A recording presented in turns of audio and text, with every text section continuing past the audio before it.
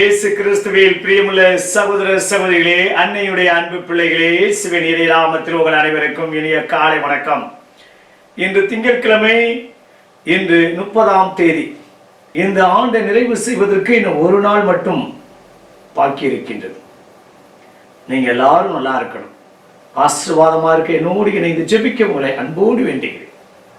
பிரியமான சகோதர சகோதரிகளே, லூக்கா நற்செய்தியாளர் எப்போதுமே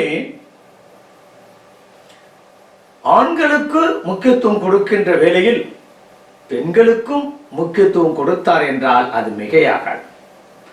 அவர் ஒரு மருத்துவராக இருந்தாலும் அவர் பெண்களுக்கான அந்த சமூக அந்தஸ்தை ஆண்களுக்கு நிகராக கொடுக்க வேண்டும் என்று அவருடைய நற்செய்தியில் பல இடங்களில் நாம் கோடிட்டு காட்ட முடியும்.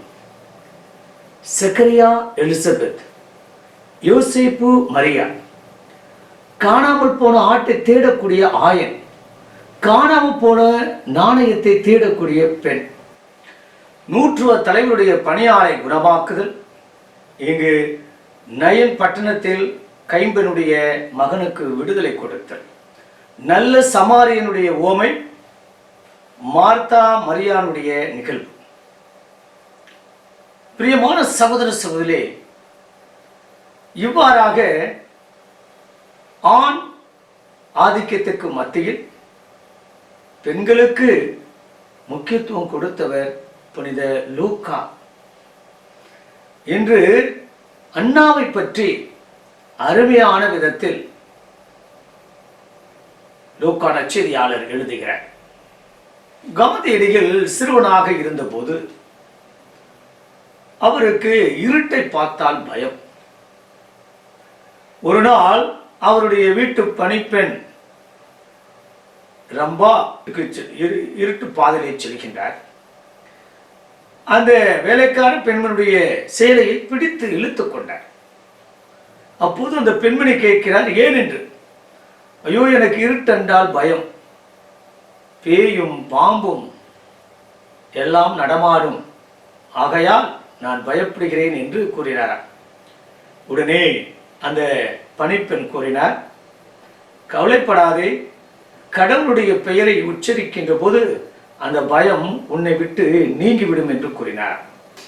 ராம் ராம், ஜெய் ஸ்ரீராம் என்று நீ உச்சரித்தால் உன் மனதில் இருக்கக்கூடிய பயம் நீங்கிவிடும் என்று கூறினார். அந்த நாளிலிருந்து ஏன் தான் இறப்பதற்கு முன்பாக கூட ராம் ராம் என்று சொல்லிவிட்டு தான் இறந்தாராம். பிரியமான சகோதர சகோதரிகளே, இன்று எத்தனையோ பேருடைய வாழ்க்கையில ஒரு பெண்மணி தைரியத்தையும் வல்லமையையும் ஆற்றலையும் அற்புதத்தையும் உடனிருப்பையும் எத்தனையோ அவருடைய உன்னத உயர்வுக்கும் காரணமாக இருந்த பெண்மணிகள் எத்தனை எத்தனை எத்தனை. இன்றைய நற்செய்தியில் வரக்கூடிய அண்ணா 84 வயது மதிப்புள்ளவர், 7 ஆண்டுகளை திருமண வாழ்வில் வாழ்ந்தவர். அவர் ஆலயத்தில் பணிப்பெண்ணாக பணியாற்றி கொண்டிருக்கின்றார். இந்த ஆண்டவரை காண வேண்டும் என்றும் இந்த ஆண்டவர் மெசியாவை பற்றி மக்களுக்கு எடுத்துரைக்க வேண்டும் என்பதற்காக இந்த ஆலயத்திலே தன்னுடைய வாழ்க்கையை அர்ப்பணித்தவர் தான் அண்ணா. பிரியமான சகோதர சகோதரிகளே, இந்த அண்ணாவின் வழியாக ஆண்டவர் மாட்சிமை பெறுகின்றார். தெரியாத நபர்களுக்கு இந்த அண்ணா ஆலயத்தில் இருந்து கொண்டு ஆண்டவரை பற்றி எப்போது 2000 ஆண்டுகளுக்கு முன்பாகவே, பிறப்பதற்கு முன்பாகவே இந்த ஆண்டவரை பற்றி, அவருடைய செயல்களை பற்றி, அவருடைய வருகையை பற்றி, அவருடைய வல்லமையை பற்றி, அவருடைய பிறப்பை பற்றி அத்தனையும் அங்கிருந்த ஆலயத்திற்கு வரக்கூடிய மக்களுக்கு இந்த அண்ணா போதித்தார் என்றால் அது மிகையாகாது. பிரியமான சகோதர சகோதரிகளே, இவ்வாறாக இந்த அண்ணாவை ஆண்டவர் ஒரு கருவியாக பயன்படுத்தினார். இன்றைய நாளில் நாம் ஒவ்வொருவரும் ஆண்டவருடைய கருவியாக செயல்பட வேண்டும். எங்கு சென்றாலும், என்ன வேலையில் இருந்தாலும், என்ன நிலையில் இருந்தாலும் ஆண்டவரை பற்றி மற்றவர்களுக்கு சொல்ல வேண்டும். சொல்வதற்குரிய வாழ்வு நாம் வாழ வேண்டும். நம்முடைய சொல்வது மட்டுமல்ல, நம்முடைய வாழ்க்கையை மற்றவர்களுக்கு செய்தியாக மாற வேண்டும். நான் ஒரு மெசேஜ் கொடுத்தேன் என்பது அல்ல, என் வாழ்க்கையே ஒரு மெசேஜாக மற்றவர்களுக்கு அமைகிறது என்று சொல்லக்கூடிய நபர்களாக என் வாழ்க்கை ஒரு செய்தியாக மற்றவர்களுக்கு சென்றடைய வேண்டும் என்ற உயர்ந்த எண்ணத்தோடு இந்த அண்ணாவை ஆசீர்வதித்த கடவுள் நம்மையும் ஆசீர்வதிக்கின்றார் என்ற நம்பிக்கையோடு இணைந்து ஜெபிப்போமா? பரலோக தந்தையே இறைவா, இன்று ஆண் பெண் என்ற பேதம் இல்லாத சமுதாயத்தை நாங்கள் உருவாக்க வேண்டும். என்னதான் நாங்கள் பெண் விடுதலைக்காக நாங்கள் பாடுபட்டாலும் பேசினாலும் அதே பெண்கள் ஆண் என்றால் ஒரு மாதிரி, பெண் குழந்தை என்றால் வேறு மாதிரி பேசக்கூடிய, நடத்தக்கூடிய, அந்த பிள்ளையை வழிநடத்தக்கூடிய விதமே வேறு.